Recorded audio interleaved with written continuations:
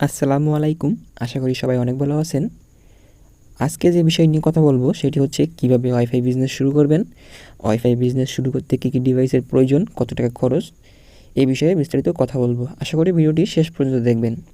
চলুন শুরু করি। প্রথমে আপনার আইএসপি থেকে একটা লাইন নিতে হবে। আপনার নিকটস্থ যে আইএসপি আছে তার কাছ থেকে আপনাকে লাইন নিতে হবে।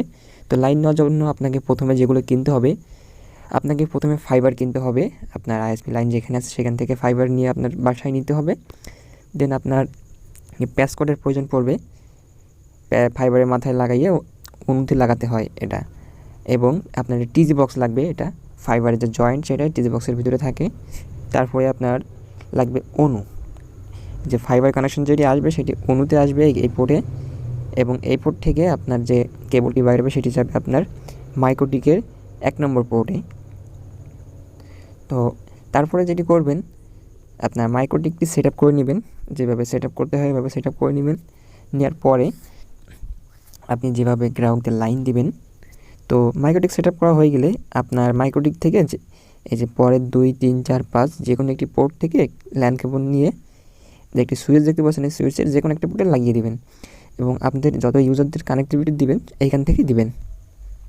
তো প্রথমে বলে নিই, যদি কোনো দূরের গ্রাহককে লাইন দিতে চান আপনি, তো সেক্ষেত্রে আপনার দূরের গ্রাহক বলতে 100 মিটারের দূরে যে গ্রাহকগুলো আছে তাদের লাইন দেওয়ার জন্য আপনার প্রয়োজন পড়বে ফাইবার কেবল এবং প্যাসকোড এবং টিজি বক্স এবং মিডিয়া কনভার্টার।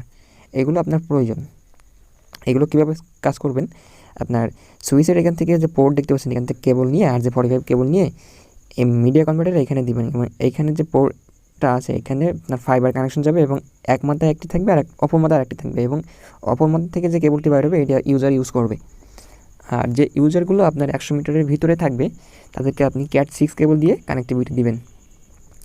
এবার চলে আসি হটস্পট জোন নিয়ে। তো হটস্পট জোন এটা খুবই একটা গুরুত্বপূর্ণ বিষয়। যারা হটস্পট জোন করতে চাচ্ছেন তাদের জন্য আমি 2টা ডিভাইসের নাম বলছি। একটা হচ্ছে টেন্ডা O3 এবং আরেকটা হচ্ছে আলতাই C1N। তো এই 2টা ডিভাইস 2টা জায়গার জন্য।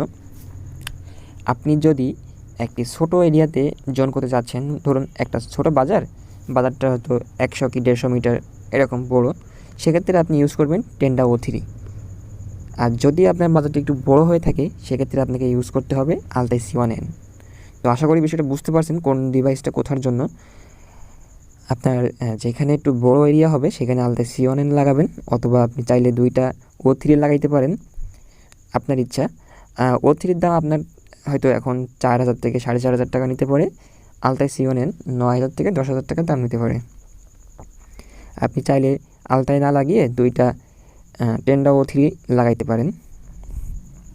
তো যদি আপনি চান আপনি আরও কম খরচে লাইনটি চালু করতে চাচ্ছেন, তো সেক্ষেত্রে আপনি যেটা করবেন, এই যে রাউটারটি দেখতে পাচ্ছেন টেন্ডা F6, এটি অনেক কম দামে পাওয়া যায় এবং রাউটারটির সার্ভিস অনেক ভালো।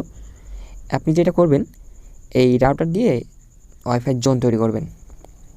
সেক্ষেত্রে আপনার খরচ খুবই কমে গেল। এই রাউটারটি হয়তো 1200 থেকে 1300 টাকা দাম নিতে পারে। তো আপনার যেখানে জোন করবেন সেখানে এই রাউটার লাগাবেন। তো এক্ষেত্রে আপনার একটু ঘন ঘন রাউটারটি লাগানোর প্রয়োজন পড়বে, যেহেতু এটা রেঞ্জ একটু কম। তো আপনি এই রাউটারটি যখন সেট আপ করবেন তখন আপনার অবশ্যই ক্যাট 6-এর প্রয়োজন পড়বে। তো ক্যাট 6 দিয়ে আপনার রাউটারটি সেট আপ করে নেবেন অ্যাক্সেস পয়েন্ট মোডে। আর যদি আপনি খরচ আরও কমাতে চান তাহলে এই যে ডিভাইসটি, এটি আপনি ইউজ নাও করতে পারেন। এটির কাজ হচ্ছে ব্যান্ডউইথ ম্যানেজমেন্ট এবং ওয়াইফাই ভাউচার সিস্টেম জেনারেট করা। আপনারা যারা জানেন যে মোবাইলে রিচার্জ কার্ড পাওয়া যায়, মিনিট কার্ড পাওয়া যায়, ঠিক যেভাবে কাজ করে কার্ড, এই ডিভাইসের মাধ্যমে আপনি সেভাবে কার্ড জেনারেট করতে পারবেন। আপনাদের ইউজারদের কার্ডের মাধ্যমে আপনার ওয়াইফাই কানেক্টিভিটি দিতে পারবেন। তো এটি হলে কি আপনার লাইনটা অনেক সিকিউর থাকবে। অনেকে এখন পাসওয়ার্ড শেয়ার করে স্ক্যান করে, তো সেটা কেউ করতে পারবে না। আর কার্ডটা আপনি জেনারেট করলে আপনি আশেপাশের দোকানে, বাজারের দোকানে আপনি কার্ডটা দিয়ে দিতে পারেন। তাদের একটা কমিশন হিসেবে দিয়ে দেবেন, তারা কার্ডটি সেল করে দেবে। তো ঝামেলামুক্তভাবে ব্যবসা করতে চাইলে আপনার এই ডিভাইসটি প্রয়োজন পড়বে। এই ডিভাইসটি আপনার কাছ থেকে হয়তো বা 5500 টাকার আশেপাশে দাম নিতে পারে। এবং আপনার যে মিডিয়া কনভার্টার, এটার দাম নিবে হয়তো এক পেয়ার একসাথে থাকে, এটা তো 1200 টাকা দাম নিতে পারে। আপনার অনু এটা এরকম 1200 টাকা দাম নিতে পারে।